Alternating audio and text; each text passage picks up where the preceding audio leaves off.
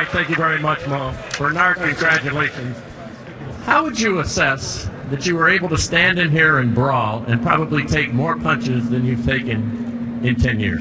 Well, Richard Schaefer said we got to be crowd pleasers. The crowd want to see skills, but they also want to see a little bit of blood. So I got a little bit of blood to give them, but I'm an entertainer, and this is what people want to see. I mean, I still can be smart. I still can, do the things I've been doing. But sometimes if you're trying to knock a guy out, you got to take risks. And I took a risk tonight, and I got hit with some shots. He's a game #1 contender. Any fighter out there, when you get a mandatory and you have to fight him for some reason, don't take him lightly. You said he would be a bump in the road, but did he bring out the best in you?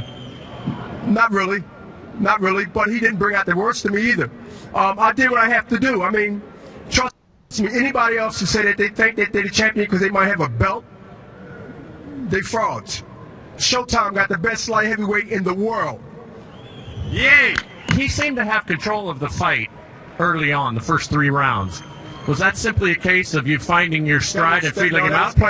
That was planned. That was the string, the bone on the string so the dog can follow into a dark alley. And didn't realize somebody waiting on him, and that was me. So I let him on. I let him on because he's a comer. He's a comer. He comes and he stalks, and he's not a quick guy, but he's a thumping, sledgehammer punching type guy.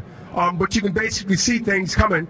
But in all that, he throws pretty good punches, and he's nobody to sleep on. He's going to give some middleweights, light heavyweights a problem. Al Bernstein and Paulie Malignaggi made this point, and it's obvious to everybody watching. How is it, and how do you explain that your conditioning is so good and probably so much better at age 48 than a man you're fighting at age 30? I'm a freaking alien. Aliens, people stand up! And now give us a serious response to that. I can't get no serious than that. I will be seeing a doctor about it Monday morning, but I am the alien. What are you going to do next? Stevenson?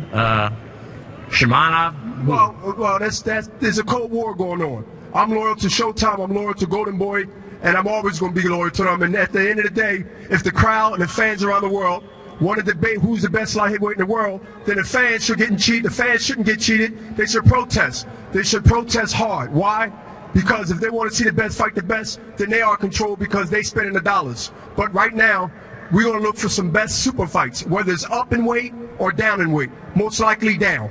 Were you kidding when you said you'd go to 160 and think about Floyd Mayweather? Is that realistic? I can make 160 if the negotiations become realistic, but I'm telling you as a man that people that know me, if I say I'm going to do something, I can do it. Richard Schaefer was always accused of not pitting the big fights and making it big fights. Canelo and Floyd Mayweather. Danny Garcia and Matisse. He made it happen, and on and on and on and on. So if anybody can make this deal, not that if it don't happen, it's his fault. If anybody can make the deal in the business of boxing, Richard Schaefer can. Congratulations, Bernard. Thank you. Awesome performance. All right. Karo and Chris Meyer will interpret for us.